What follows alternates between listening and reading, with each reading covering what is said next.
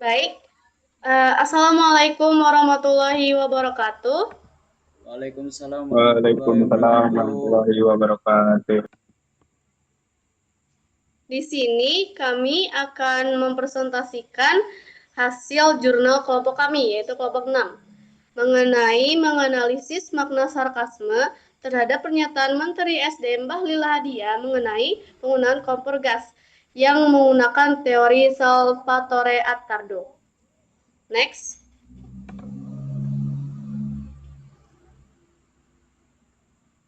Sebelum itu, izinkan saya untuk memperkenalkan anggota-anggota kelompok ini. Yang pertama itu ada Ketua Idil Martala dengan NIM 2510752036.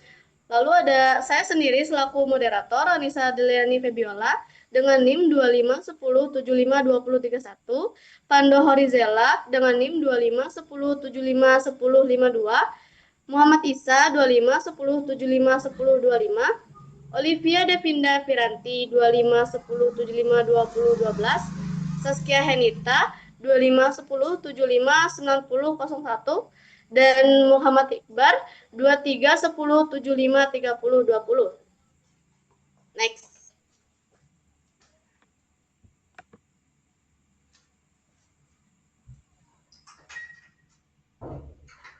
Nah, yang pertama ini ada pendahuluan, yaitu ada latar belakang, tujuan penelitian, penelitian terdahulu, serta manfaat penelitian. Pertama-tama, saya akan menjelaskan latar belakang dari penelitian ini yang didasari oleh 3 poin utama. Yang poin pertama itu, ada media sosial sebagai ruang opini dan kritik publik. Di era digital saat ini, media sosial telah bertransformasi bukan hanya sebagai tempat hiburan, melainkan menjadi ruang interaksi sosial yang sangat aktif bagi masyarakat untuk menyampaikan opini, kritik, dan respons secara cepat terhadap berbagai isu publik yang sedang hangat terjadi. Lalu pada poin 2, fenomena kebebasan berkomentar dan bahasa sarkasme. Adanya kebebasan berpendapat di platform seperti TikTok di satu sisi merupakan hak demokrasi. Namun dalam praktiknya, akibat adanya ruang anonimitas dan minimnya kontrol komunikasi, hal ini memicu munculnya komentar negatif hingga penggunaan bahasa sarkasme yang tajam dan cenderung agresif sebagai bentuk reaksi warganet.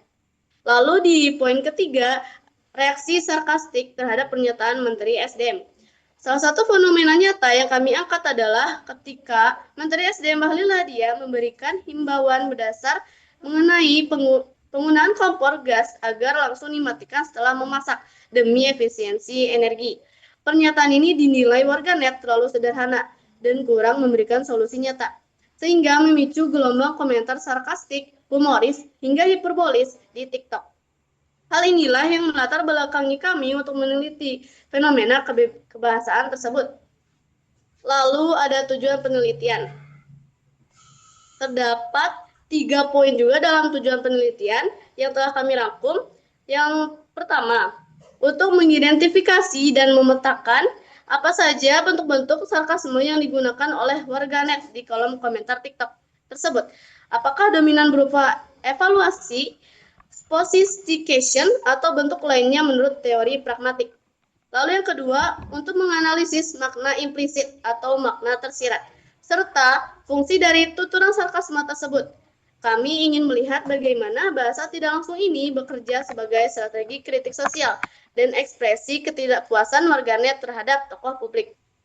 Lalu yang ketiga, untuk memahami secara lebih komprehensif bagaimana karakteristik penggunaan bahasa sarkastik ini dalam ekosistem komunikasi digital saat ini, khususnya interaksi antara masyarakat dengan kebijakan pejabat negara di media sosial.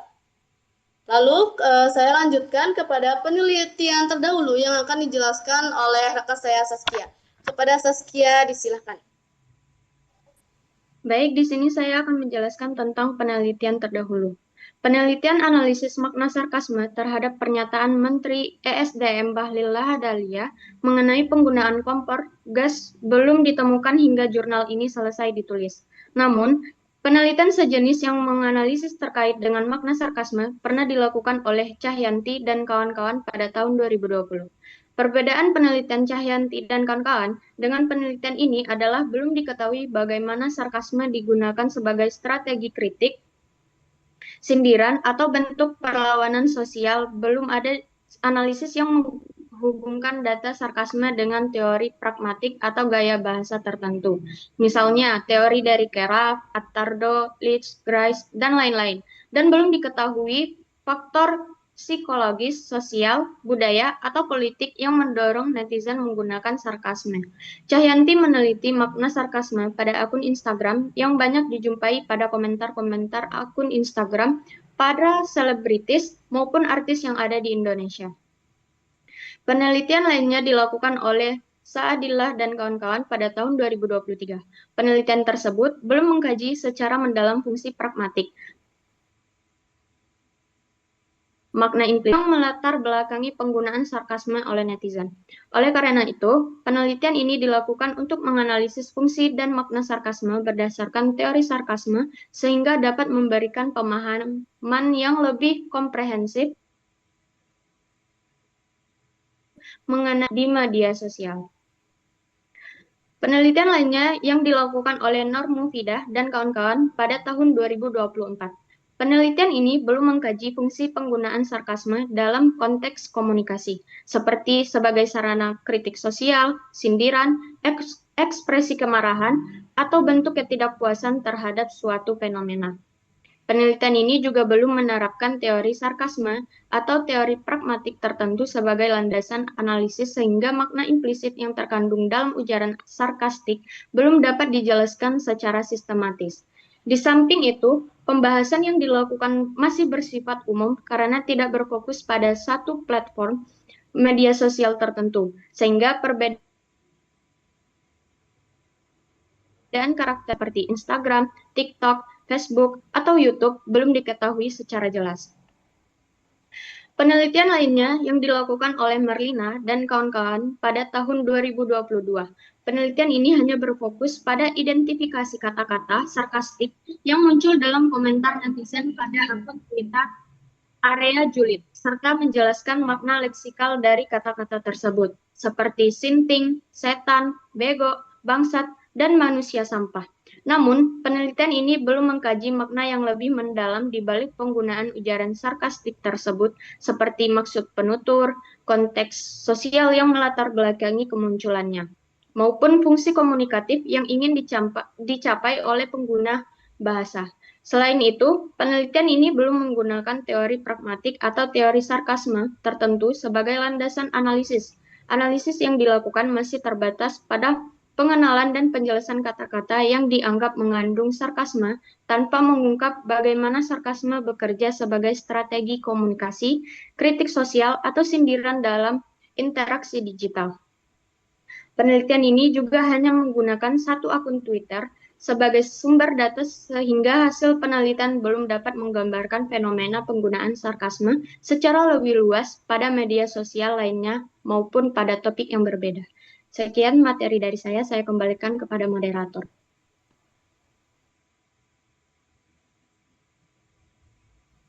Baik, terima kasih atas penjelasan materinya, Saskia. Selanjutnya ada manfaat penelitian yang akan dijelaskan oleh Bang Iqbar. Kepada Bang Iqbar, disilahkan.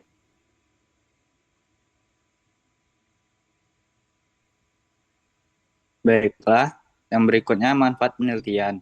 Manfaat penelitian ada 3. Yang pertama, menambah kajian pragmatik dan linguistik digital tentang sarkasme. Penelitian ini dapat memperkaya kajian pragmatik dan linguistik digital, khususnya dalam memahami bagaimana sarkasme digunakan dalam komunikasi di media sosial.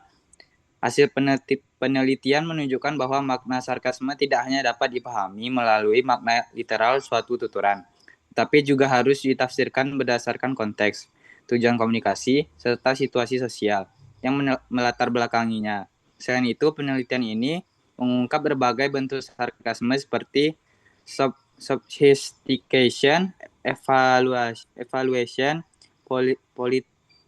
politeness strategy, echoic mention, persuasive effect, dan group affiliation yang mudah dapat menjadi tambahan referensi dalam pengembangan teori pragmatik pada era media sosial. Yang kedua, memberikan pemahaman mengenai penggunaan sarkasme sebagai bentuk kritik. Yaitu penelitian ini memberikan pemahaman bahwa sarkasme tidak hanya berfungsi sebagai ejekan atau candaan, tapi juga sebagai sarana kritik sosial yang digunakan masyarakat untuk menyampaikan ketidaksetujuan terhadap suatu kebijakan atau pernyataan tokoh publik. Melalui penggunaan humor, ironi, hiperbola, dan sindiran, warganet dapat menyampaikan kritik secara tidak langsung tanpa harus mengungkapkannya secara eksplisit.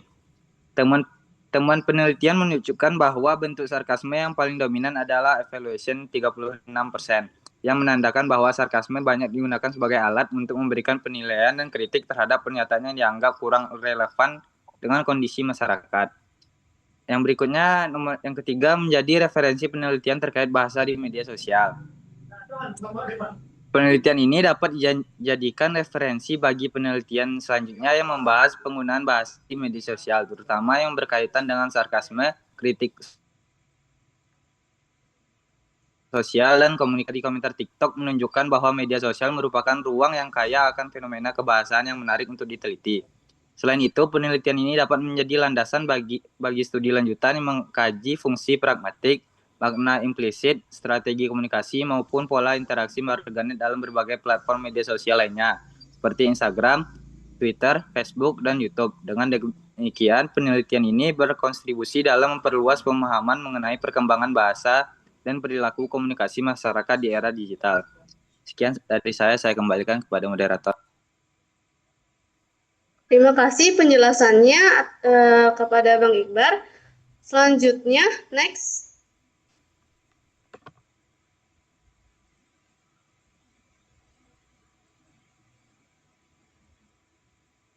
Nah, selanjutnya kami akan menjelaskan metodologinya, yaitu terdapat metode penelitian, pendekatan penelitian, teori yang digunakan, teknik pengumpulan data, serta teknik analisis data.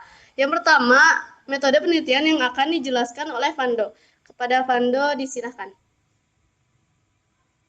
Baik, saya akan menjelaskan mengenai metode penelitian. Pada penelitian ini, kami menggunakan metode kualitatif deskriptif. Metode ini dipilih karena penelitian bertujuan untuk mendeskripsikan dan memahami fenomena penggunaan bahasa sarkasme pada komentar warganet secara mendalam berdasarkan konteks yang ada. Dalam penelitian ini, data yang digunakan berupa komentar warganet pada unggahan TikTok yang membahas pernyataan Menteri Energi Sumber Daya dan Mineral Bahlil Lahadalia mengenai penggunaan kompor gas. Sumber data diperoleh dari 5 akun TikTok yaitu Tribunnews, Detikcom, Blog Tuban, DOG, dan Suara.com. Penggunaan data dilakukan dengan teknik observasi dan dokumentasi. Peneliti terlebih dahulu mencari unggahan yang berkaitan dengan topik penelitian, kemudian mengamati komentar-komentar yang ada dan mendokumentasikan komentar yang mengandung unsur sarkasme melalui tangkapan layar. Teknik pengambilan sampel yang digunakan adalah purposive sampling, yaitu pemilihan data berdasarkan kriteria tertentu sesuai dengan tujuan penelitian. Dalam hal ini, hanya komentar yang mengandung unsur sarkasme yang dipilih untuk dianalisis. Selanjutnya, data dianalisis melalui beberapa tahapan. Pertama, membaca dan memahami seluruh komentar yang telah dikumpulkan. Kedua, menyeleksi komentar yang mengandung sarkasme. Ketiga, mengelompokkan komentar berdasarkan jenis sarkasmenya. Setelah itu, setiap komentar dianalisis untuk mengetahui makna yang disampaikan oleh warganet. Tahap terakhir adalah menarik kesimpulan berdasarkan hasil analisis yang telah dilakukan. Saya kembalikan kepada moderator. Baik, terima kasih kepada Vando. Selanjutnya, pendekatan penelitian yang akan dijelaskan oleh Isa. Kepada Isa, disilakan. Baik, selanjutnya saya akan melanjutkan metode yang kedua. Ya, yang metode kedua ini adalah mengenai pendekatan penelitian. Penelitian ini menggunakan pendekatan induktif. Artinya, peneliti memulai analisis dari data-data yang ditemukan di lapangan, yaitu komentar warganet di TikTok yang mengandung unsur sarkasme. Dari data tersebut, kemudian dicari pola, makna, dan kategori sarkasme hingga diperoleh kesimpulan penelitian. Dengan pendekatan ini, kesimpulan dibangun berdasarkan data yang ditemukan, bukan berdasarkan dugaan sebelumnya.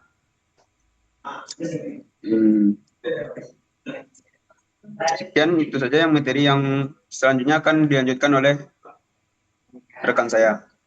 Selanjutnya, menjelaskan teori yang digunakan yang akan dijelaskan oleh Aidil. Kepada Aidil disilakan. Baik, sebelumnya terima kasih kepada moderator. Di sini saya akan menjelaskan teori yang digunakan.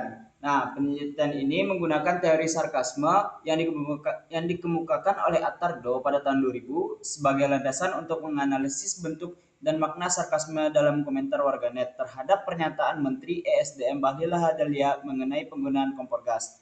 Menurut Attardo, sarkasme merupakan ironi verbal yang menyampaikan makna berlawanan dengan makna literal, tuturan, dan umumnya yang diarahkan kepada target tertentu dengan tujuan memberikan kritik, ejekan, ketidaksetujuan, atau evaluasi negatif. Pemaknaan sarkasme tidak hanya bergantung pada unsur kebahasaan, tapi juga pada konteks sosial, situasi komunikasi, serta pengetahuan bersama antara penutur dan mitra tutur. Dalam kajian pragmatik, sarkasme dipahami sebagai bentuk tuturan tidak langsung yang mengandung makna implisit. Oleh karena itu, bentuk memahami maksud sebenarnya dari suatu ujaran sarkastik diperlukan analisis terhadap hubungan antara makna literal, konteks tuturan, dan tujuan komunikatif penutur. Pada media sosial, sarkasme sering digunakan sebagai strategi kebahasaan untuk menyampaikan kritik sosial secara tidak langsung melalui humor, hiperbola, ironi, maupun sindiran. Penelitian ini mengidentifikasi sarkasme berdasarkan 6 indikator yang dikembangkan dari konsep Attardo. Nah, di sini saya akan menjelaskan jenis-jenis tersebut secara singkat. Yang pertama itu sophistication. Penelitian ini mengidentifikasi sarkasme berdasarkan 6 indikator yang dikembangkan dari konsep Attardo. Di sini saya akan menjelaskan sedikit dari ke-6 jenisnya. Yang pertama itu sophistication. Sophistication menunjukkan kecanggihan penutur dalam memainkan bahasa melalui penciptaan skenario yang absurd, tidak logis, atau mustahil untuk terjadi. Bentuk ini digunakan untuk menyampaikan kritik dengan cara yang kreatif dan tidak langsung sehingga menghasilkan efek humor sekaligus sindiran. Jenis yang kedua yaitu evaluation, merupakan bentuk sarkasme yang berfungsi memberikan penilaian atau evaluasi negatif terhadap suatu objek, pernyataan, atau individu. Dalam kategori ini, penutur berusaha menunjukkan bahwa pernyataan yang dikritik dianggap tidak bermutu, tidak relevan, tidak logis, atau merendahkan pihak tertentu. Lalu jenis yang ketiga ada politeness strategy, adalah penggunaan ungkapan yang tampak sopan, positif, atau penuh penghargaan untuk menyampaikan kritik secara terselubung. Kata-kata seperti terima kasih, sangat bermanfaat, atau semoga digunakan bukan sebagai pujian yang tulus, melainkan sebagai sarana menyampaikan sindiran. Lalu ada echoic mention, terjadi ketika penutur mengulang atau menggema kembali pernyataan, asumsi, atau logika pihak lain, kemudian memutarbalikkan atau melebih-lebihkannya, sehingga menjadi absurd. Melalui strategi ini, penutur menunjukkan kelemahan atau ketidaktepatan asumsi yang terdapat dalam pernyataan yang dikritik. Lalu masuk pada jenis yang terakhir yaitu persuasive effect. Lalu jenis yang selanjutnya ada persuasive effect, merupakan bentuk sarkasme yang tidak hanya bertujuan menyindir, tetapi juga memengaruhi pembaca agar ikut menilai secara negatif objek yang menjadi sasaran kritik. Penutur membangun argumen atau narasi tertentu sehingga pembaca terdorong untuk sampai pada kesimpulan yang sama. Lalu masuk pada jenis yang terakhir, yaitu group affiliation, menunjukkan penggunaan sarkasme sebagai sarana membangun solidaritas dan identitas kelompok. Penutur mengulang pola sindiran yang telah digunakan oleh anggota kelompok lain untuk menunjukkan kesamaan sikap, pandangan, atau kritik terhadap suatu isu yang sedang dibahas. Melalui ke-6 kategori tersebut, teori Attardo digunakan untuk mengidentifikasi bagaimana warganet memanfaatkan sarkasme sebagai strategi komunikasi dalam menyampaikan kritik, ketidakpuasan, penilaian sosial, serta membangun solidaritas kelompok terhadap pernyataan pejabat publik di media sosial. Hasil penelitian menunjukkan bahwa kategori evaluation merupakan bentuk sarkasme yang paling dominan digunakan oleh warganet, yang menandakan bahwa sarkasme lebih banyak dimanfaatkan sebagai sarana penilaian dan kritik sosial terhadap pernyataan yang dianggap tidak memberikan solusi yang memadai bagi masyarakat. Baik, segitu materi yang bisa saya sampaikan. Saya kembalikan kepada moderator. Terima kasih atas penjelasannya, Aidil. Selanjutnya ada teknik pengumpulan data yang akan dijelaskan oleh Isa. Kepada Isa disilakan. Mohon itu Baik, saya akan lanjutkan materi yang keempat, yaitu mengenai teknik pengumpulan data. Penelitian ini menggunakan metode observasi dan dokumentasi. Observasi dilakukan dengan mengamati komentar-komentar warganet pada unggahan TikTok yang membahas pernyataan Menteri SDM Bahlil Lahadalia. Data diperoleh dari beberapa akun, yaitu Tribun News, Detikcom, Blog Tuban, DOG, dan Suara.com. Komentar yang mengandung unsur sarkasme kemudian dipilih menggunakan teknik pervasive sampling, yaitu teknik pemilihan data berdasarkan kriteria tertentu yang sesuai dengan tujuan penelitian. Setelah data dipilih, komentar tersebut didokumentasikan dalam bentuk tangkapan layar, dan selanjutnya dianalisis menggunakan teori sarkasme dari Attardo, yang seperti yang Aidil jelaskan tadi. Baik, itu yang dapat saya sampaikan, saya berikan ke moderator. Terima kasih penjelasannya Isa. Data yang akan dijelaskan oleh Olivia. Kepada Olivia disilakan. Baik, saya akan menjelaskan tentang teknik analisis data. Teknik analisis data yang kami lakukan melalui beberapa tahap. Yang pertama, kami membaca dan memahami seluruh komentar yang telah kami kumpulkan. Kedua, kami menyeleksi komentar yang mengandung unsur sarkasme berdasarkan indikator yang telah kami tentukan. Selanjutnya, kami mengelompokkan komentar berdasarkan bentuk sarkasme yang telah ditemukan.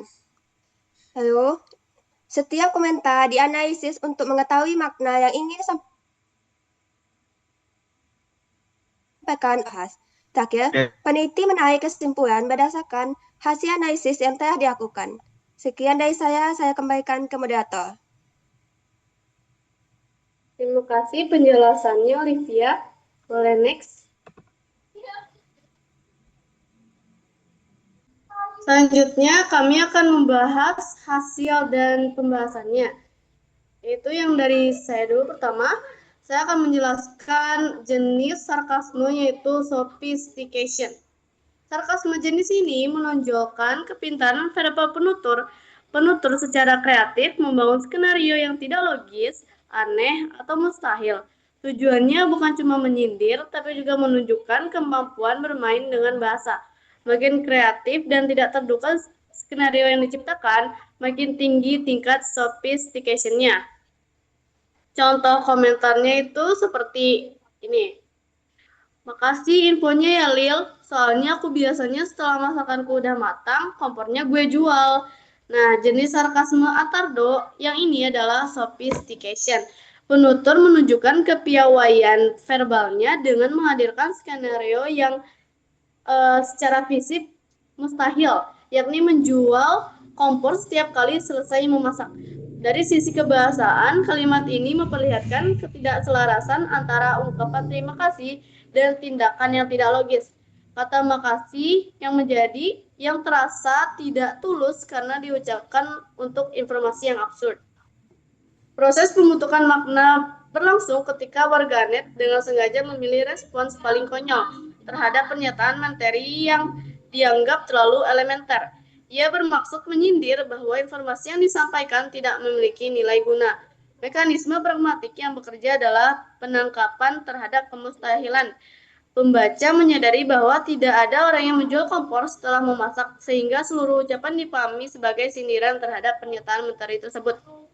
Lalu pada contoh yang kedua, jirlah baru kepikiran. Selama ini gue pakai kompor nggak pernah dimatiin sampai 4 hari, anjir. Ternyata bisa dimatiin. Nah, jenis ini juga termasuk jenis sophistication. Penutur memainkan skala waktu secara kreatif untuk menciptakan efek yang tidak masuk akal. Secara linguistik, kata anjir yang muncul 2 kali mengisyaratkan rasa terkejut yang berlebihan. Durasi 4 hari sengaja dipilih karena sangat tidak masuk akal jika kompor terus menyala tanpa dimatikan. Kata ternyata juga memberi kesan bahwa informasi kompor bisa dimatikan itu dianggap sebagai temuan baru. Proses pembentukan makna terjadi ketika warganet melebih-lebihkan jangka waktu ketidaktahuannya hingga melampaui batas kewajaran. Ia ingin mengkritik bahwa informasi dari materi sudah kadaluarsa dan sesungguhnya telah diketahui publik sejak lama. Mekanisme pragmatiknya berupa identifikasi terhadap hiperbola. Pembaca mengerti bahwa klaim tentang 4 hari tidak mematikan kompor adalah mustahil, lalu menyimpulkan bahwa warganet sedang menyindir keterlambatan informasi dari materi. Lalu contoh yang ketiga ada komentar seperti ini. Pak Bahlil orang cerdas, salut saya. Mematikan kompor ketika sudah selesai masak. Kalau saya berbeda, Pak. Setelah masak, kompor saya matikan, masakan saya buang, gasnya saya telan. Nah, ini juga termasuk sophistication. Penutur menciptakan situasi paling absurd yang bisa dibayangkan, yakni tindakan menelan gas yang secara fisik mustahil dan membahayakan. Dari perspektif kebahasaan, pujian cerdas dan salut di bagian awal langsung disusul oleh pernyataan yang sangat aneh. Ketidakcocokan ini menjadi tanda bahwa pujian tersebut tidak tulus. Proses terbentuknya makna berlangsung ketika warganet membangun pujian palsu terlebih dahulu, lalu menghadirkan absurditas untuk memperlihatkan bahwa imbauan menteri sama mustahilnya untuk ditanggapi secara serius, seperti halnya tindakan menelan gas.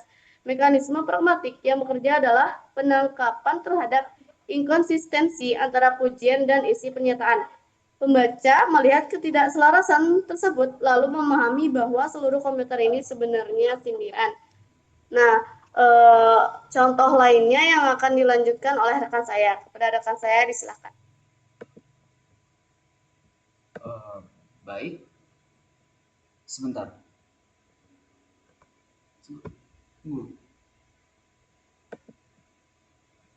Baik. Di sini saya akan menjelaskan dari komentar keempat. Komentarnya itu beda banget ya kalau orang cerdas seperti Bapak ini. Betul Pak, selama ini saya kalau masak sampai kompornya mati sendiri dan bukan masakannya saja yang matang, tapi pancinya juga jadi renyah. Nah ini masih termasuk ke dalam jenis sarkasme sophistication. Penutur menciptakan rantai sebab akibat yang tidak logis, yakni panci menjadi renyah akibat terlalu lama di atas kompor. Secara linguistik, kata cerdas di awal adalah pujian, tetapi klaim bahwa panci berubah menjadi renyah merupakan pilihan kata yang tidak lazim untuk menjadi berbahan logam. Kata renyah biasanya digunakan untuk makanan seperti kerupuk atau gorengan. Proses pembentukan makna terjadi ketika warganet melebih-lebihkan dampak dari mengikuti imbauan menteri secara harfiah. Ia ingin menyindir bahwa nasihat menteri mengasumsikan tingkat kebodohan yang tidak realistis dari masyarakat. Mekanisme pragmatik yang bekerja adalah identifikasi terhadap absurditas fisik. Pembaca sadar bahwa panci tidak mungkin menjadi renyah, lalu paham bahwa warganet sedang menyindir nasihat menteri yang tidak masuk akal. Lalu kita masuk pada contoh yang kelima. Komentarnya itu, terima kasih infonya Pak. Ini sangat bermanfaat sekali. Saya baru tahu kalau selesai masak kompornya harus dimatiin. Soalnya biasanya selesai masak saya makan sama kompor-kompornya. Terus gasnya saya buat api unggun. Jenis sarkasme ini adalah sophistication. Penutur menciptakan skenario paling absurd yang bisa dibayangkan, yakni memakan kompor dan menggunakan gas untuk membuat api unggun. Dari segi kebahasaan, ucapan terima kasih dan pujian sangat bermanfaat langsung diikuti oleh tindakan yang secara fisik mustahil dan berbahaya. Makin absurd skenario yang diciptakan, makin jelas bahwa ini adalah sindiran. Proses pembentukan makna berlangsung ketika warganet menciptakan absurditas tingkat tertinggi untuk memperlihatkan bahwa pernyataan menteri tidak layak direspons secara serius. Ia mengatakan bahwa pernyataan menteri lebih cocok dijadikan bahan tawa. Mekanisme pragmatik yang bekerja adalah penangkapan terhadap kemustahilan. Pembaca langsung sadar bahwa tindakan makan kompor dan api unggun dari gas tidak mungkin dilakukan, lalu menyimpulkan bahwa warganet sedang menyindir pernyataan menteri yang terlalu konyol. Baik, kita masuk pada jenis yang pengelompokan jenis yang selanjutnya, yaitu evaluation. Jenis sarkasme ini berfungsi menilai rendah kualitas pernyataan mitra tutur. Penutur secara tersirat menyatakan bahwa apa yang dikatakan menteri tidak bermutu, tidak logis, atau merendahkan. Evaluation bisa disampaikan dengan berbagai cara, yaitu berpura-pura tidak tahu, membalikkan fakta, menafsirkan secara berlebihan atau menunjukkan ketidakrelevanan logika mitra tutur. Di sini contohnya yang keenam yaitu kasih contoh dong Bapak, jangan menghimbau saja, saya kan nggak tahu masak makanan dah matang apa belum. Nah, ini tuh termasuk kepada jenis sarkasme evaluation. Penutur menilai rendah kualitasnya pernyataan menteri dengan berpura tidak kompeten dalam hal yang sangat mendasar. Secara linguistik, pengakuan bahwa penutur tidak bisa membedakan makanan matang dan mentah terasa sangat janggal. Hampir setiap orang dewasa yang pernah memasak pasti memiliki kemampuan tersebut. Kejanggalan ini menjadi penanda bahwa penutur sedang berpura-pura. Proses pembentukan makna terjadi ketika warganet berpura-pura mengambil posisi sebagai orang yang tidak mampu. Ia tahu bahwa dirinya sebenarnya mampu, begitu pula pembaca. Dengan kepura-puraan ini, ia ingin menunjukkan bahwa imbauan menteri sama merendahkannya seperti mengajarkan orang dewasa hal yang sudah jelas. Mekanisme pragmatik yang bekerja adalah deteksi terhadap ketidakwajaran klaim. Pembaca mendeteksi bahwa klaim tidak tahu makanan matang adalah mustahil bagi orang normal, lalu paham bahwa warganet sedang berpura-pura. Tujuannya adalah menyindir balik bahwa sebenarnya menterilah yang merendahkan. Baiklah, saya kembalikan kepada moderator.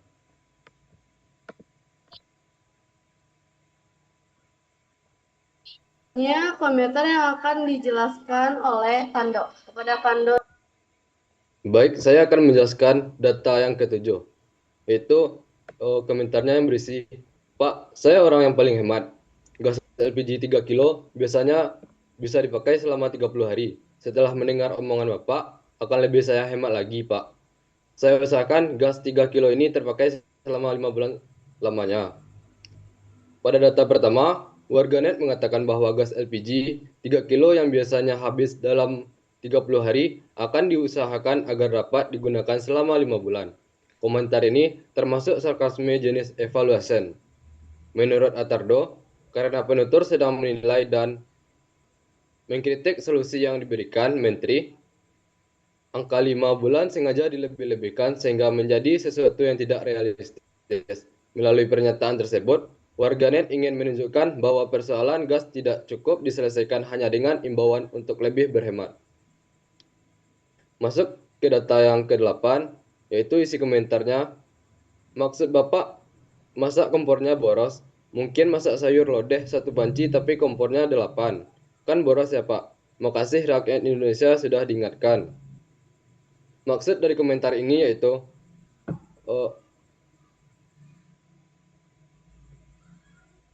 komentar warganet membuat contoh yang sangat berlebihan, yaitu memasak 1 panci sayur dengan 8 kompor.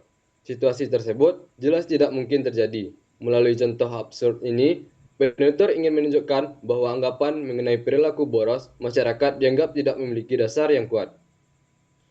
Kemudian masuk ke data yang ke-9, yang isi komentarnya yaitu, tolong penjual nasi goreng ditegur Pak, soalnya nasi sudah matang kok digoreng lagi, biar tidak boros Pak. Pada data ketiga, warganet menyarankan agar penjual nasi goreng ditegur karena menggoreng nasi yang sudah matang. Padahal nasi goreng memang dibuat dari nasi yang telah matang. Komentar ini termasuk sarkasme evaluation karena penutur memindahkan logika pernyataan menteri ke konteks lain sehingga menghasilkan kesimpulan yang tidak masuk akal. Sekian dari saya kembalikan kepada moderator. Terima kasih kepada Fando. Selanjutnya komentar yang akan dijelaskan oleh Saskia. Kepada Saskia disilahkan. Selanjutnya yaitu blok Tuban. Komentarnya seperti ini. Saya kalau masak sudah matang kompor ya saya buang Pak. Kompor sama tabung gas cuma sekali pakai Pak. Saya salah tidak? Komentar tersebut jenis sarkasme Atardo adalah evaluation. Penutur menilai nasihat menteri sebagai tidak dapat diterapkan dengan cara membalik nilai ekonomi barang secara sengaja. Secara linguistik, warganet mengaku membuang kompor setiap selesai memasak dan menyebut kompor serta tabung gas sebagai barang sekali pakai. Ini bertentangan dengan fakta bahwa kedua barang tersebut sebenarnya tahan lama. Pertanyaan saya salah tidak di akhir adalah pertanyaan retoris yang jawabannya sudah jelas. Proses pembentukan makna terjadi ketika warganet membalik fakta tentang nilai ekonomi barang. Ia tahu bahwa kompor dan tabung gas tidak mungkin sekali pakai. Tujuannya adalah menyindir bahwa nasihat menteri tidak mempertimbangkan realitas ekonomi masyarakat. Mekanisme pragmatik yang bekerja adalah identifikasi terhadap pembalikan fakta. Pembaca sadar bahwa klaim sekali pakai bertentangan dengan pengetahuan umum. Dari situ, ia paham bahwa warganet sedang menyindir. Maksudnya, nasihat menteri tidak aplikatif karena masyarakat tidak mampu membuang kompor setiap hari. Next. Selanjutnya ada dari akun The Off. Komentarnya seperti ini. Mantap, jangan lupa kalau sudah matang kompor dimatikan. Keren sarannya, memang cerdas Bapak Menteri ini. Komentar tersebut, jenis sarkasme Attardo adalah evaluation. Penutur menilai rendah kecerdasan menteri dengan menggunakan kata cerdas yang sengaja ditulis salah sebagai penanda bahwa pujian tersebut tidak tulus. Secara linguistik, terdapat pujian mantap, keren, dan cerdas, namun kata cerdas sengaja dieja menjadi cerdas. Kesalahan ejaan ini dibuat dengan sengaja, tanda baca yang berlebihan, titik-titik banyak, spasi juga terlihat aneh dan menandakan ketidaksungguhan. Proses pembentukan makna berlangsung ketika warganet memuji, tetapi sengaja salah eja. Distorsi ini memberikan sinyal bahwa pujian tidak tulus. Ia ingin menyindir bahwa kecerdasan yang ditampilkan menteri hanyalah kepintaran palsu. Mekanisme pragmatik yang bekerja adalah identifikasi terhadap distori ejaan sebagai penanda ketidaktulusan. Pembaca akan melihat ejaan cerdas dan menyadari itu bukan sekadar salah ketik biasa. Distori sengaja dibuat untuk menandakan ketidaktulusan. Dari situ ia paham bahwa pujian itu sebenarnya sindiran. Masih dengan akun yang sama, komentarnya seperti ini. Pak, kalau bisa masak nggak usah pakai gas, biar nggak beli gas lagi. Bisa nggak Bapak usahain gimana caranya? Ayo Pak, pikirkan secara logika. Gimana caranya masak nggak pakai gas, tapi bisa matang tuh makanan. Komentar tersebut, jenis sarkasme Attardo adalah evaluation. Penutur secara terang-terangan menilai bahwa menteri tidak memberikan solusi yang logis dengan cara membalikkan peran menjadi pemberi nasihat. Secara linguistik, warganet meminta menteri memikirkan cara memasak tanpa gas. Kalimat "ayo Pak, pikirkan secara logika" biasanya diucapkan oleh orang yang lebih pintar kepada orang yang dianggap kurang pintar. Di sini terjadi pembalikan peran. Warganet yang seharusnya mendapat edukasi justru meminta menteri untuk berpikir. Proses pembentukan makna terjadi ketika warganet mengambil posisi sebagai pemberi nasihat. Ia ingin menunjukkan bahwa solusi menteri sama tidak masuk akalnya dengan solusi memasak tanpa gas. Pembalikan peran ini memperkuat sindiran. Mekanisme pragmatik yang bekerja adalah identifikasi terhadap pembalikan hierarki komunikasi.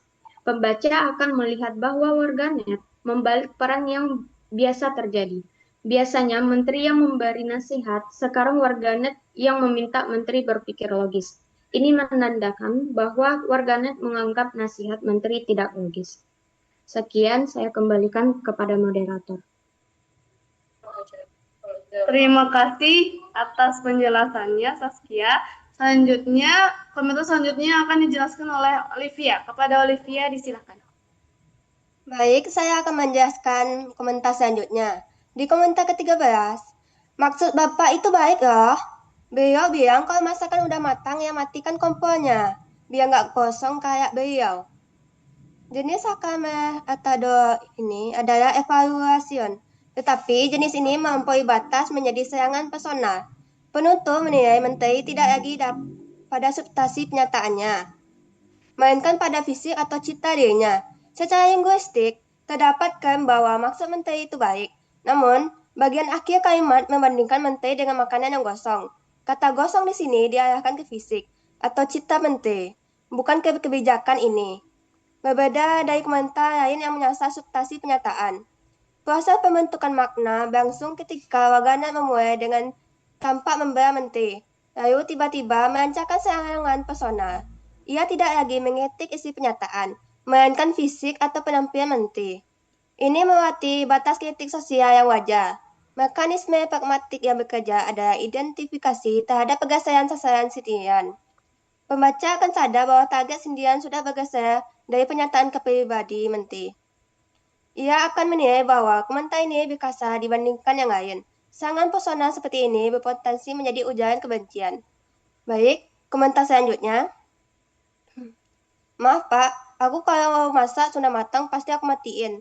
Kalau masih belum matang 4 jam juga aku masih belum matiin.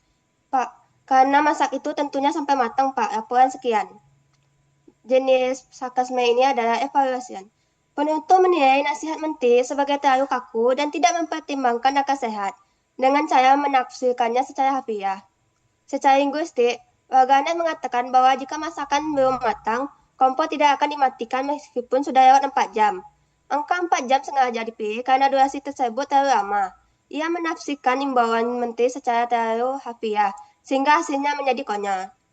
Proses pembentukan makna terjadi ketika warganet berpura-pura mengambil imbauan menteri secara kaku. Ia bertindak seolah tidak memiliki akal sehat untuk memutuskan sendiri kapan kompor harus dimatikan. Tujuan untuk menyindir bahwa himbauan yang tersederhana justru dapat membingungkan. Identifikasi terhadap penafsiran yang berlebihan. Pembaca akan sadar bahwa warganet sedang menafsirkan secara berlebihan. Ia akan paham bahwa maksud warganet adalah nasihat menteri menganggap rakyat tidak memiliki akal sehat. Lalu kita masuk ke jenis selanjutnya, politeness, strategi. Jenis sarkasme ini menggunakan kesopanan sebagai kendaraan untuk menyampaikan kritik. Penutur mengucapkan kata-kata yang secara literal bersifat sopan atau positif, seperti terima kasih, sangat berguna, semoga. Tetapi di balik kesopanan itu tersimpan sindiran yang tajam. Strategi ini dipilih agar penutur tidak terlihat agresif. Makin sopan kata-katanya, makin keras sindirannya, karena pendengar harus menangkap sendiri maksud tersiratnya. Baik, kita masuk ke dalam komentarnya. Baru kepikiran benjil, kenapa nggak dari dulu ya? Jenis sarkasme ini ada politeness strategi.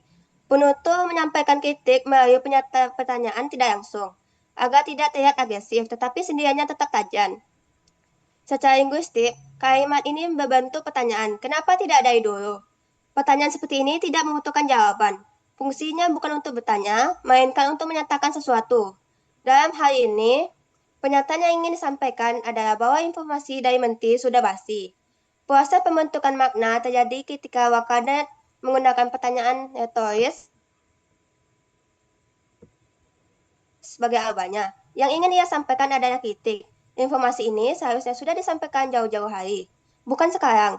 Mekanisme pragmatik yang bekerja adalah perubahan bentuk tanya menjadi bentuk sindiran.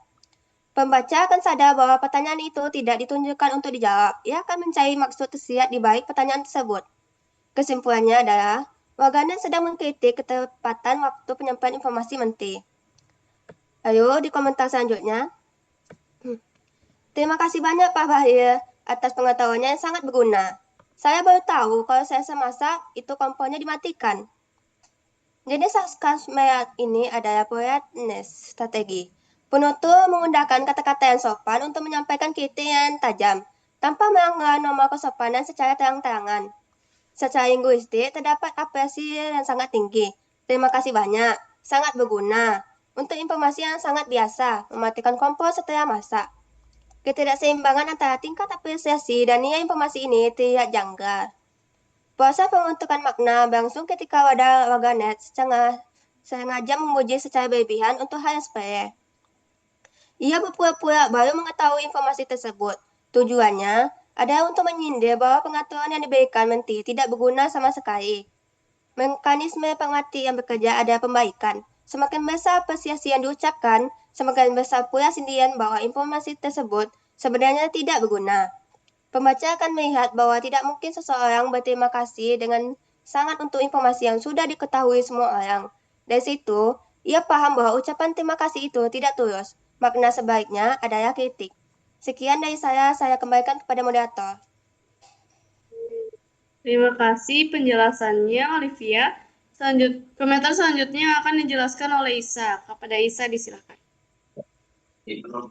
Baik, saya akan melanjutkan materi dari Olive tadi. Komentar yang berikutnya adalah, contoh komentarnya begini. Terima kasih Pak atas pengingatnya. Semoga ke depan ada solusi yang lebih lengkap. Jadi komentar seperti ini termasuk kategori politeness strategi atau strategi kesantunan. Komentar tersebut berisi ucapan terima kasih dan harapan agar ke depan ada solusi yang lebih lengkap.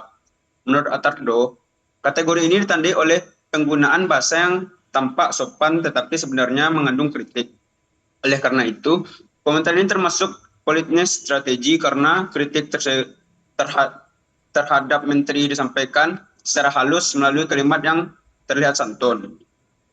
Dan kita lanjut ke poin yang D, yaitu kategori echoic mention.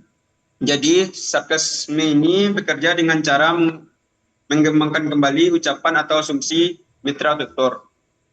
Penutur mengambil apa yang secara tidak langsung disampaikan oleh menteri, lalu mengulangnya dalam versi dilebih-lebihkan atau diputarbalikkan, sehingga menjadi absurd. Dengan kata lain, penutur memantulkan kembali pernyataan menteri seperti gema, tetapi gema tersebut sudah diubah bentuknya agar terlihat konyol. Tujuannya, menyoroti kekeliruan asumsi yang mendasari pernyataan menteri. Contohnya seperti ini. Kemarin habis masak, saya tinggal mudik terus lebaran dulu. Nah, contoh-contoh komentar seperti ini. Dalam komentar ini, warganet mengatakan bahwa setelah memasak, ya mudik dan merayakan lebaran tanpa mematikan kompor, kan. Komentar tersebut menggemakan atau memantulkan kembali asumsi yang dianggap terkandung dalam pernyataan menteri. Lalu dilebih-lebihkan, hingga menjadi tidak masuk akal. Karena mengulang asumsi tersebut dalam bentuk yang absurd. Komentar ini termasuk echoic mention. Dan selanjutnya masih dalam echoic mention, data nomor 11 contohnya begini. Komentarnya begini, kita warga Indonesia kaya raya, habis memasak kompornya dibuang terus dibeli lagi. Nah, komentar seperti ini termasuk kategori echoic mention juga, karena warganet mengatakan bahwa masyarakat sangat kaya karena setelah memasak kompor langsung dibuang dan membeli yang baru. Komentar ini mengulang asumsi bahwa masyarakat perlu diingatkan untuk menggunakan kompor dengan benar, kemudian membesarkannya menjadi situasi yang tidak realistis. Oleh sebab itu, data ini termasuk echoic mention. Dan yang ke-20, data echoic mention juga, contohnya seperti ini. Dulu ibu saya ngajarin masak, cuma ngajarin nyalain kompor, nggak ngajarin cara matiin kompor. Jadi komentar mode ini termasuk kategori echoic mention juga karena warganet membuat cerita bahwa ibunya hanya mengajarkan cara menyalakan kompor, tetapi tidak mengajarkan cara mematikannya. Cerita tersebut jelas tidak masuk akal dan digunakan untuk memantulkan kembali logika dari pernyataan Menteri Bahlil itu dalam bentuk yang lebih ekstrim karena menggemakan pernyataan atau asumsi sebelumnya dengan cara yang sarkastik. Data ini termasuk echoic mention. Dan yang data yang nomor 21 ini masuk ke apa itu persuasive effect? Jenis sarkasme ini hanya menyindir, tetapi juga jenis sarkasme ini tidak hanya menyindir, tetapi juga berusaha membujuk pendengar untuk ikut menilai rendah pernyataan menteri. Penutur membangun argumen atau narasi secara bertahap sehingga pendengar terdorong sampai pada kesimpulan tersendiri bahwa pernyataan menteri tidak bermutu. Dengan kata lain, penutur tidak sekedar menyampaikan kritik tetapi mengajak pendengar menjadi bagian proses penilaian tersebut. Biasanya ditandai dengan struktur bertahap atau eskalasi. Contohnya begini. Jangan dihujat, beliau hanya mengingatkan, ambil positifnya. Kalau tidak ada, ambil hikmahnya. Kalau tetap tidak ada mic, ambil mic-nya. Kalau komentar-komentar seperti ini termasuk komentar kategori persuasive effect. Karena warganet memuji menteri secara berlebihan dan mengaku memasak air menggunakan 5 kompor sekaligus. Dan menurut Attardo, kategori ini bertujuan untuk mempengaruhi pembaca agar ikut menyimpulkan bahwa suatu pernyataan tidak tepat. Melalui contoh yang absurd tersebut, Penutur mengajak pembaca menyadari bahwa penyebab pemborosan bukan sekedar karena lupa mematikan kompor. Oleh karena itu, komentar ini termasuk persuasif efek.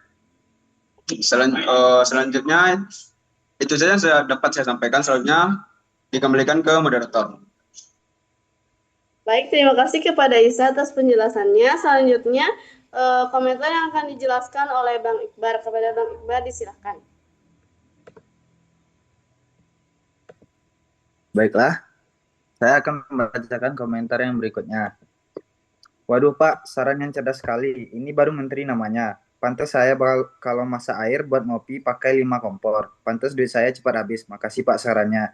Jenis sarkasme ini adalah persuasif efek. Penutur membujuk pendengar untuk ikut menilai bahwa menteri salah sasaran dalam memberikan solusi. Secara linguistik, warganet memuji dengan mengatakan cerdas sekali. Lalu mengaku menggunakan 5 kompor untuk memasak air. Angka 5 jelas berlebihan. Ia kemudian menghubungkan 5 kompor dengan pernyataan duit cepat habis. Ada hubungan sebab akibat yang dibuat. Proses pembentukan makna terjadi ketika warganet sengaja membuat klaim boros yang tidak masuk akal. Ia ingin menunjuk bahwa ketika logika menteri diterapkan, maka kesimpulannya akan menjadi konyol. Tujuannya adalah membujuk pembaca bahwa menteri salah sasaran. Mekanisme pragmatik yang bekerja adalah persuasif melalui absurditas. Pembaca akan sadar bahwa tidak ada orang yang menggunakan 5 kompor untuk memasak air. Dari situ ia paham bahwa warganet sedang menyindir. Maksudnya penyebab pemborosan bukan karena lupa mematikan kompor, melainkan karena faktor ekonomi lainnya. Komentar berikutnya ada, memang pada julid yang namanya netizen, nggak tahu kalau Pak Menteri ini nyarankan sesuatu yang bermanfaat. Terbukti saya yang lagi stres dengan keadaan ekonomi yang menghimpit, tapi akhirnya bisa tertawa selama 2 jam gak henti-henti dan rasa lapar saya jadi hilang. Akhirnya nggak perlu masak buang-buang energi setelah dengar saran dari Pak Menteri ini. Terima kasih Pak, terus menghibur rakyat Pak. Jenis sarkasme ini adalah persuasif efek. Penutur secara halus membujuk pendengar untuk melihat bahwa fungsi sebenarnya dari pernyataan Menteri adalah menghibur, bukan mendidik. Secara linguistik, warganet mengaku mendapat manfaat dari pernyataan Menteri, yaitu tertawa selama 2 jam hingga lupa lapar. Manfaat yang disebutkan ini sangat berbeda dari tujuan pernyataan Menteri yang seharusnya memberikan edukasi. Ia justru mendapat manfaat hiburan, bukan solusi untuk masalah ekonomi.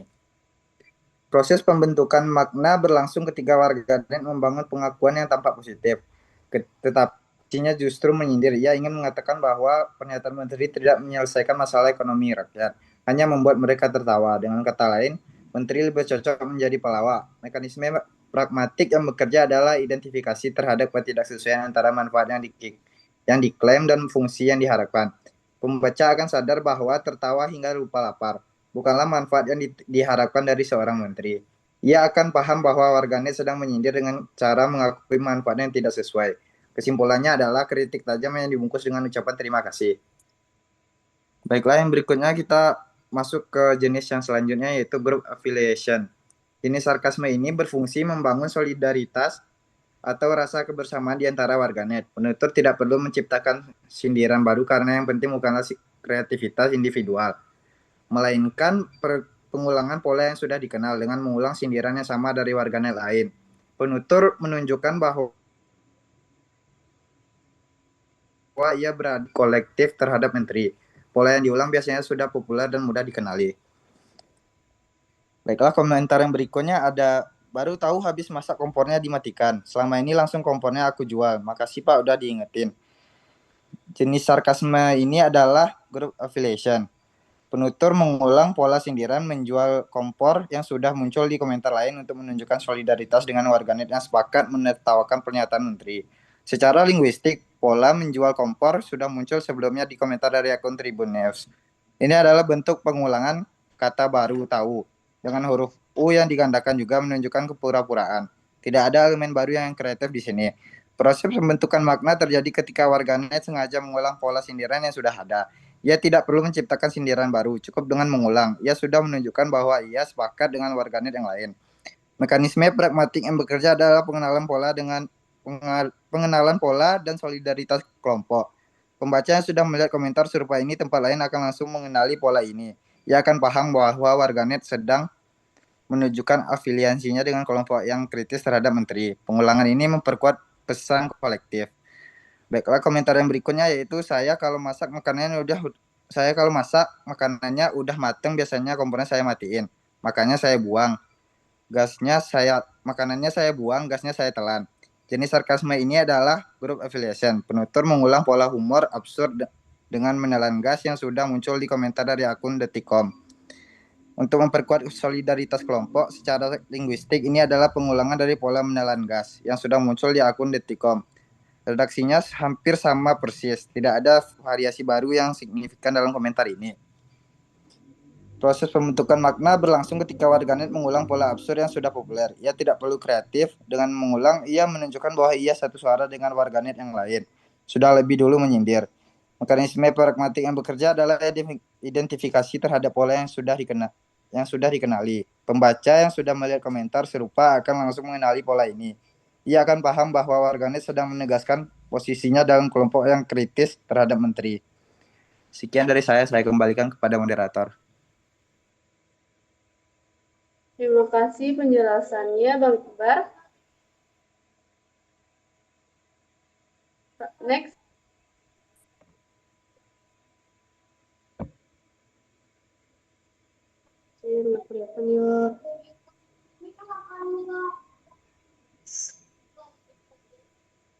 Selanjutnya, kesimpulan. Sebanyak 6 kategori sarkasme muncul dalam komentar netizen terkait pernyataan Menteri Energi dan Sumber Daya Mineral Bahlil Lahadalia tentang kompor gas. Evaluasi, kecanggihan, strategi kesantunan, penyebutan ekoik, efek persuasif, dan afiliasi kelompok. Evaluasi itu terdapat banyak pada komentar tersebut, yaitu 36%. Evaluasi merupakan bentuk sarkasme yang paling menonjol, yang menunjukkan bahwa netizen menggunakan sarkasme lebih sebagai cara untuk memberikan penilaian dan mengkritik pernyataan yang mereka anggap terlalu menyederhanakan serta menawarkan solusi yang tidak memadai untuk situasi spesifik masyarakat.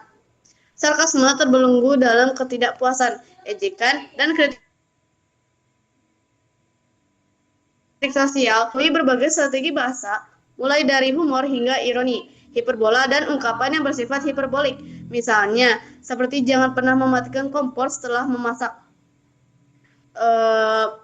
Yang mana itu tuh sudah diketahui jelas bagi semua orang. Itu yang netizen kritik. Selain menandai bentuk ironi, sarkasme juga berkaitan dengan menyampaikan pendapat atau membangun komunitas sehubungan dengan topik yang sedang dibahas. Dengan demikian, penelitian ini sosial tidak hanya berfungsi sebagai ejekan atau candaan, tetapi juga sebagai sarana komunikasi yang digunakan masyarakat untuk menyampaikan kritik, penilaian, dan ketidaksetujuan terhadap pernyataan tokoh publik secara tidak langsung. Next.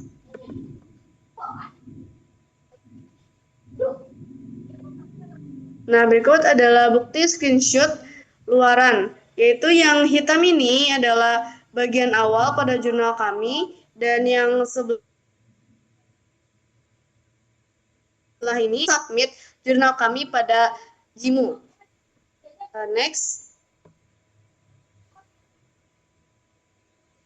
Lalu kami juga membuat infografis sebagai luaran jurnal kami yang terdapat latar belakang, tujuan penelitian, metode penelitian, teori yang digunakan, persentasenya, temuan utamanya, serta kesimpulan pada jurnal kami. Next.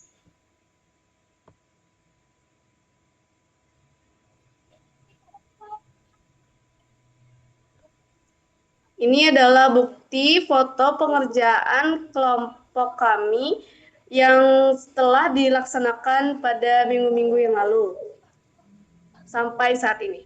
Next.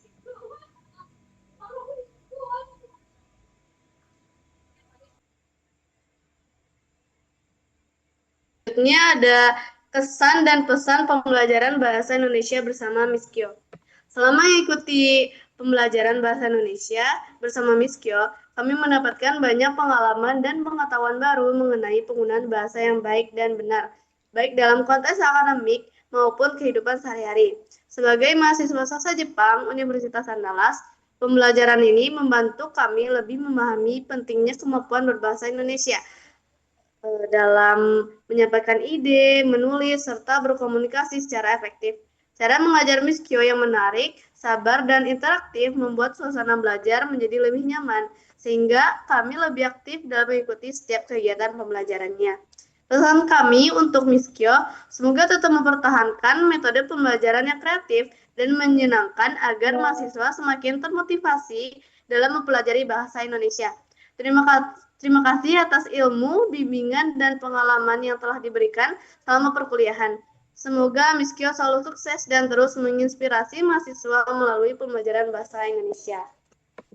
Terima kasih Miss Kyo. Terima kasih Miss Miss Kyo. Terima kasih Miss Kyo.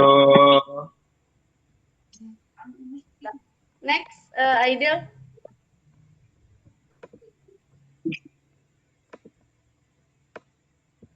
Itu saja presentasi dari kelompok kami. Terima kasih atas pengertiannya, pendengarannya. Saya tutup. Mohon maaf jika ada salah kata maupun perbuatan. Saya tutup. Assalamualaikum warahmatullahi wabarakatuh. Waalaikumsalam Waalaikumsalam warahmatullahi wabarakatuh. Terima kasih semua.